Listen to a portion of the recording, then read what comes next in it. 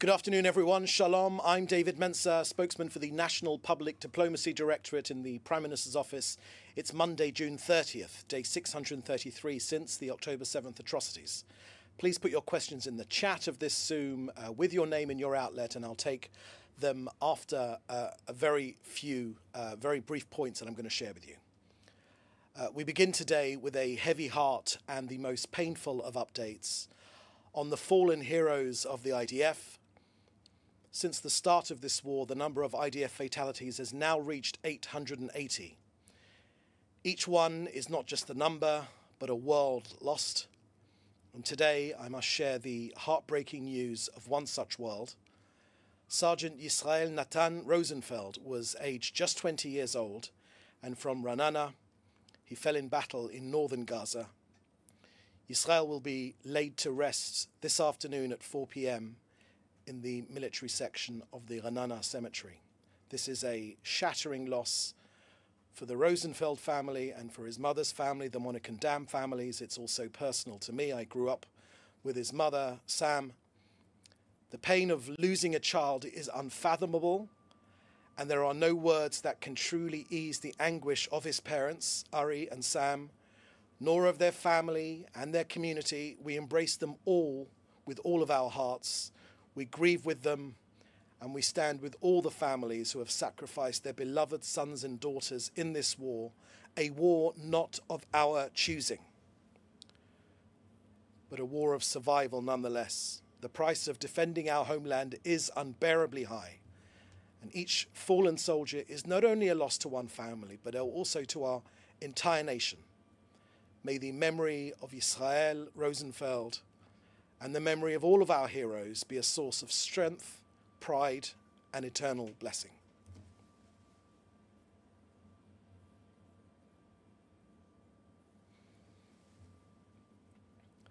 Next to Gaza, Israel has always stated that the war against the Hamas terror organization will continue until all of its goals are met. The release of all of our hostages, both living and deceased, the elimination of the military and governance capabilities of Hamas, of the Hamas terrorist organization, and the removal of the terrorist threat from Gaza. For Israel, we are exercising our right to defend ourselves in a just war against the terrorist forces who invaded our territory.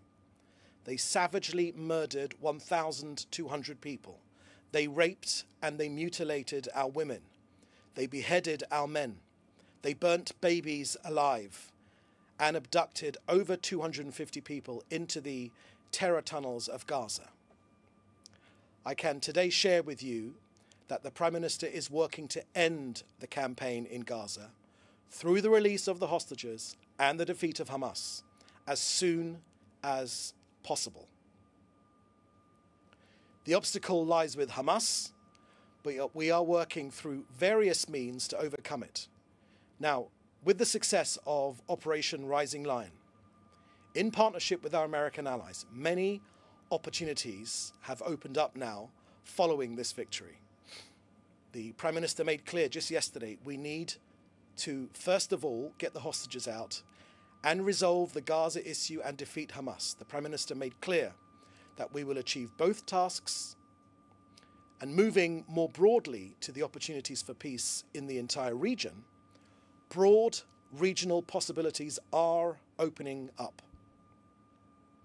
Okay, that's all I have to share with you for today. That's the end of our briefing. We'll now take your questions. Please put your questions in the chat, and we will take your questions. Remember to put your name and your news outlet for your questions. Okay.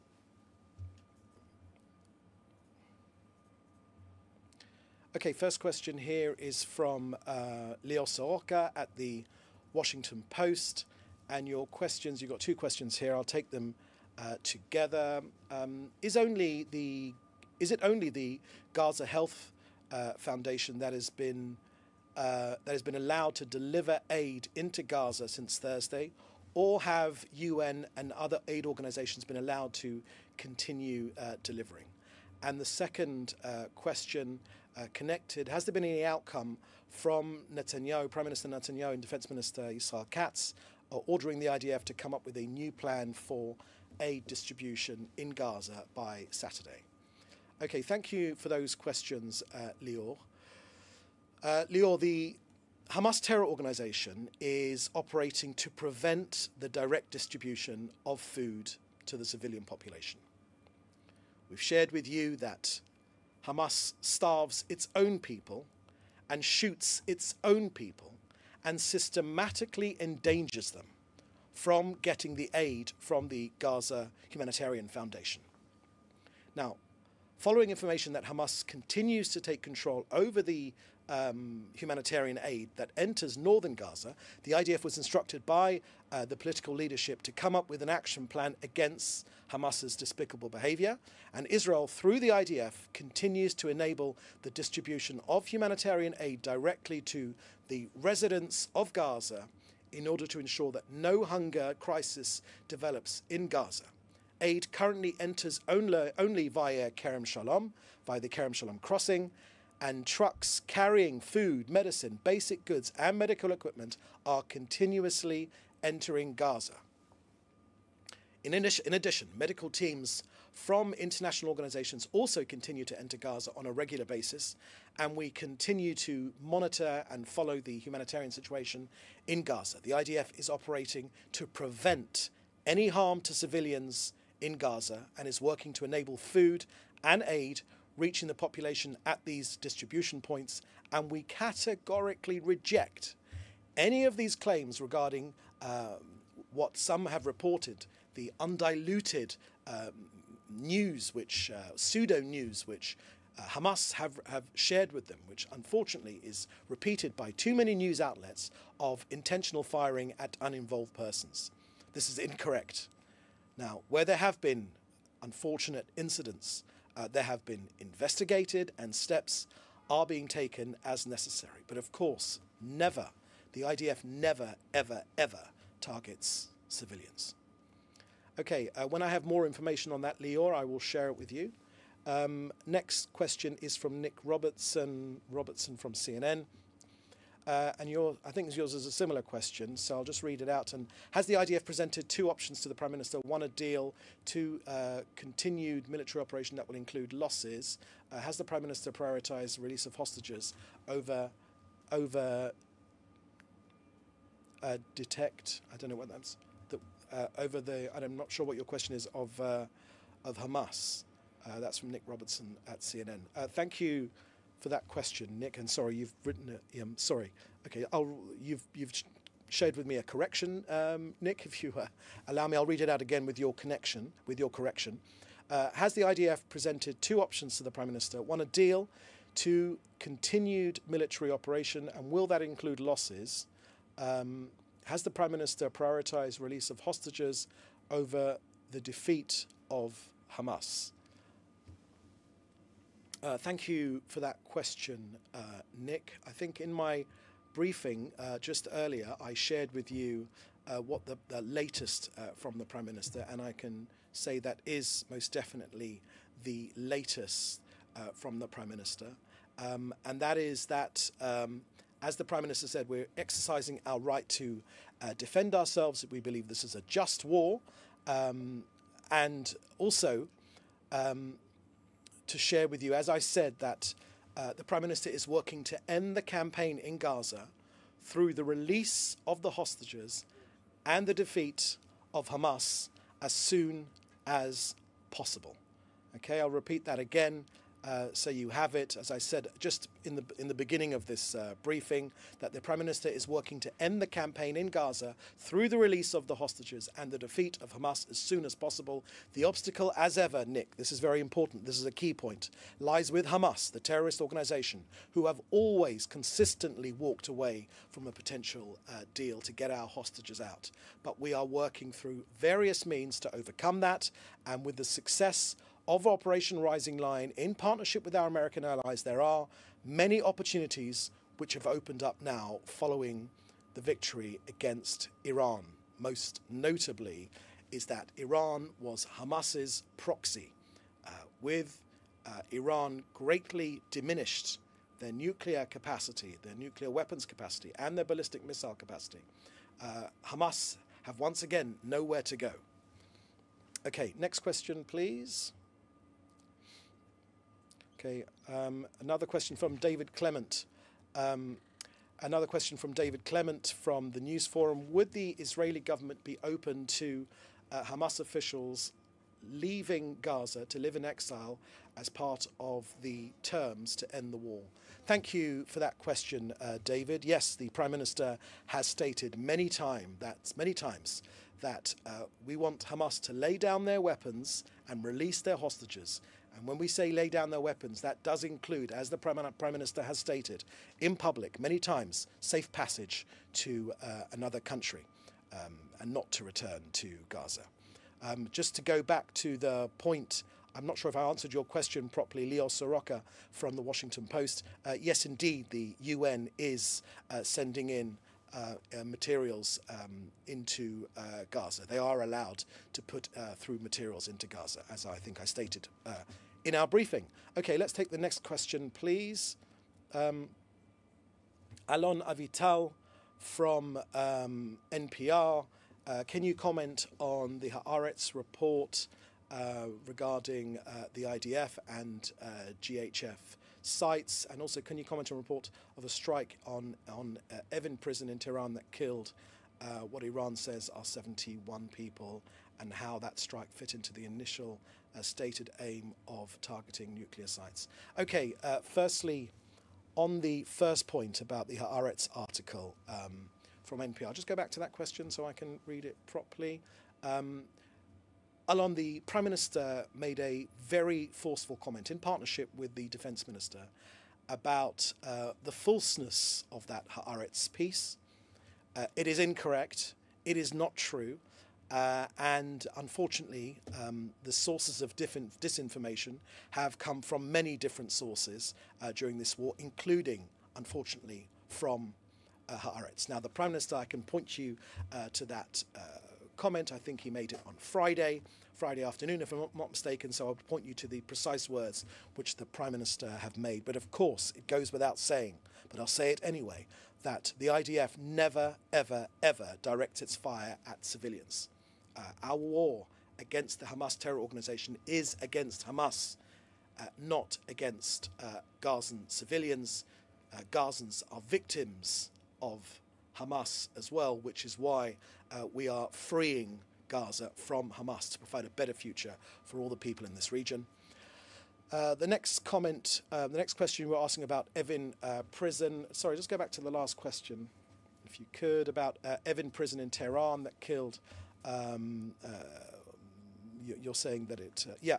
Look, there's a limited amount of what I can share with you, Alon, on the Evin prison issue. The IDF has spoken about this, so I would ask you to go back to the IDF sources, which are published now. I would recommend their Telegram feed, which is particularly effective, where the rationale the rationale of blowing the gates off the Evin prison, which is where all of the political prisoners or anyone that speaks out against the Iranian regime, that's where they're sent, where they unfortunately are incarcerated against their will, or where they are disappeared as well, or murdered and tortured. This is everyone in Iran knows this fact about the Evin prison. Our objective was to blow the gates off that prison.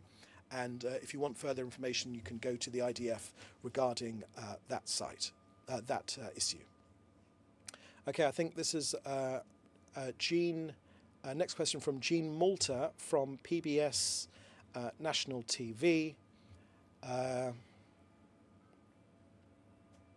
Okay, you're saying, your question to me, it says, it's atrocious what happened on October 7th. But what do you comment on the systematic killing of, and you give a Hamas figure of 50,000 civilians in Gaza by the Israeli army? Also, since US journalists are, since US journalists allowed inside Gaza, and hence we can't independently verify what's happening at aid distribution sites, what video footage do you have of Hamas fighters shooting at Gazan civilians, please? Okay, Jean, thank you for that question. So you start off by condemning the Hamas atrocities. I mean, I'm not sure what my reaction to that is. I mean, that proves you're a human being. Congratulations. And the next part about you saying about over 50,000 civilians. Now, this is a Hamas figure. It is a Hamas figure, whether it's from the Gazan Health Ministry, which is Hamas, or whether it's from the civil guard of Gaza, which is Hamas. I can't imagine the figures being shared from any other terrorist organization being taken in that way. And I would remind you as well that Hamas does not differentiate between its own terrorists and civilians. They do not differentiate. Now, the world experts on civilian warfare, on warfare in urban areas, for instance, John Spencer, who is a world-renowned expert on urban warfare, he has said that no other country has done more to limit civilian casualties than the IDF. Okay, so that figure you're sharing with me, firstly, it's released by Hamas. Now, let's just break this down for a second. Hamas are a terrorist organization. Whoever says anything which could be construed against Hamas inside Gaza, and they release some information to the outside world, they are immediately killed. Immediately, they are killed. Immediately, anyone that says anything negative about Hamas is murdered. That is why that all of this evidence, pseudo-evidence that you are sharing with me, these are Hamas-cleared figures. Firstly, they do not differentiate between terrorist and civilian. And all the experts in urban warfare have said that Israel, no other country has got it as low as 1-to-1.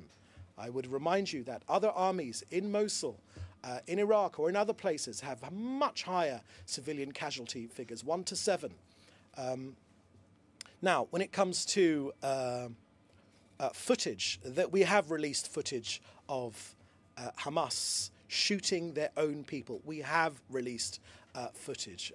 There was been multiple incidents, and those footage is available on the IDF website. I recommend their Telegram feed, but there are many examples, unfortunately, of Hamas murdering its own citizens. In this briefing, I shared with you that Hamas does not want the new aid distribution service to work for two reasons. Number one, we're separating the two things, aid distribution and Hamas. Hamas were using the aid, stealing the aid. They were charging their own people, Gene, charging their own people. This is a right for Gazans who need this aid to get it for free. It is extortion to charge Gazans who should get this aid for free, which Israel has facilitated to get into Gaza, which other countries have generously donated. It is extortion to charge their own people. And secondly, this is their key way of staying in power, which is why, as this conflict continues, especially at this point, Hamas will come up with more and more outrageous claims, like these, this tired phrase which is being repeated, unfortunately, by too many in the media, which says, people queuing up for food were attacked. The IDF never attacks people queuing up for food. Hamas, on the other hand, does, because they want to hold on to power. And, for Hamas, Gazans are expendable. They say this very, very clearly. The one thing we learned here in Israel is when our enemies say things, we believe them. They have said very, very clearly that their own people are expendable towards their own jihadist aims. Okay, you've asked the same question twice. I think this is the last question from Howard Goller from Reuters. Israeli government has been providing funds for GHF operations. Are these for security operations or for the actual aid that GHF is distributing in Gaza? Can we please get a statement on what funds the Israeli government has allocated GHF, for what purposes? Have those funds been transferred to GHF or not? Hello, Howard Goller from Reuters. I don't have any information on that. I shared with you the situation on aid. It is the Hamas terror organization which is operating to prevent direct distribution of food to the civilian areas, civilian population areas. It starves its own people. It systematically endangers them, and when Hamas as they have recently, taken control of some of the humanitarian aid that enters northern Gaza, our political echelon, the government, have instructed the IDF to come up with an action plan against Hamas' despicable behaviour. Now, this GHF is a separate organisation. It is supported by our allies in the US. It is not an Israeli organisation.